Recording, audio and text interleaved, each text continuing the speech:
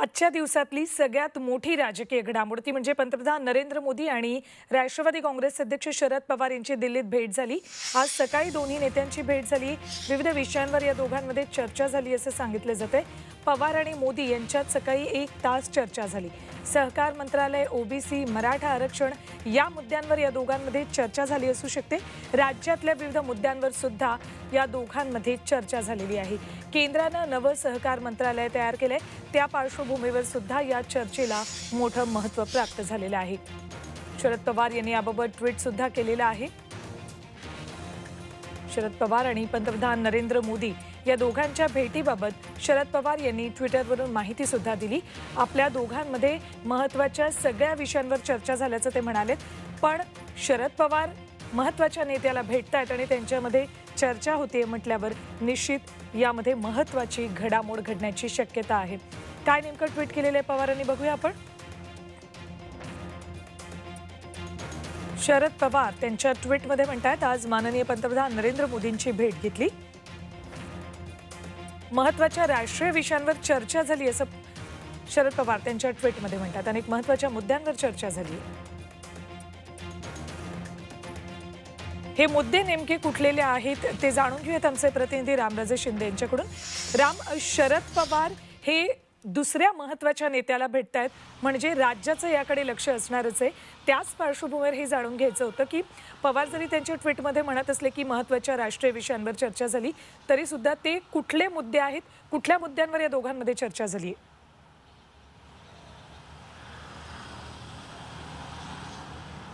बिलकुल सुवर्णा, झी 24 तासच्या प्रेक्षकांसाठी आपण ही ताजी माहिती आणतोय।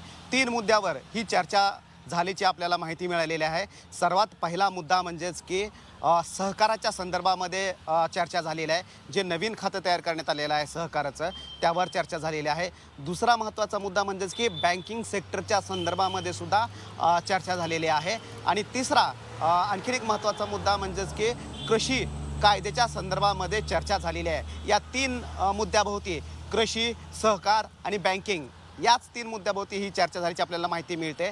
त्याशिवाय राजकीय सुद्धा चर्चा झालेली आहे, परंतु प्रामुख्याने हे 3 मुद्दे असल्याचं आपल्याला कळतंय। कृषी कायद्याच्या संदर्भामध्ये आता संसदेमध्ये काही प्रमाणामध्ये सुधारणा करावी आहे, परंतु कृषी कायदे हे मागे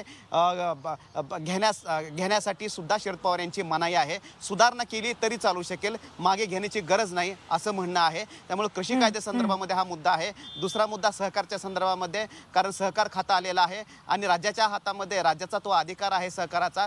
या संदर्भामध्ये अधिकारामध्ये क्लॅशेस होऊ नये यासाठी सुद्धा चर्चा झालेली आहे। जे साखर कारखाने आहेत त्यांना ताकद कसं द्यायची, बळकटी कशी द्यायची त्यावर चर्चा झाली। आणि तिसरा मुद्दा म्हणजेच की आरबीआय आणि त्याचबरोबर नाबार्ड सारख्या बँकांनी खाली ज्या पतसंस्था आहेत किंवा बँकिंग सेक्टर जे आहे त्यांच्यावर निर्बंध आणलेले आहेत, त्या निर्बंधाच्या संदर्भामध्ये सुद्धा चर्चा झालेली आहे। त्यामुळे हे एकूण 3 मुद्दे आहेत की ज्यावर या बैठकीमध्ये चर्चा झाल्याची आपल्याला माहिती मिळते। त्याशिवाय राज्यातील सद्य परिस्थिती आणि राष्ट्रीय स्तरावरची सद्य परिस्थिती यावर सुद्धा चर्चा झाल्याची माहिती मिळते। याचवर तुमच्याशी बोलायचं होतं ते म्हणजे सहकार, बँकिंग आणि कृषी या 3 महत्त्वाच्या मुद्द्यांवर तर चर्चा झालेलीच आहे।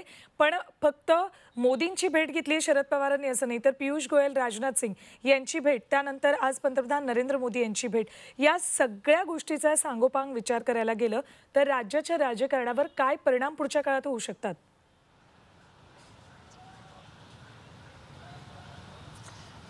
या गाठीभेटी ज्या आहेत त्याचा परिणाम राज्याच्या राजकारणावर नक्कीच होणार आहे।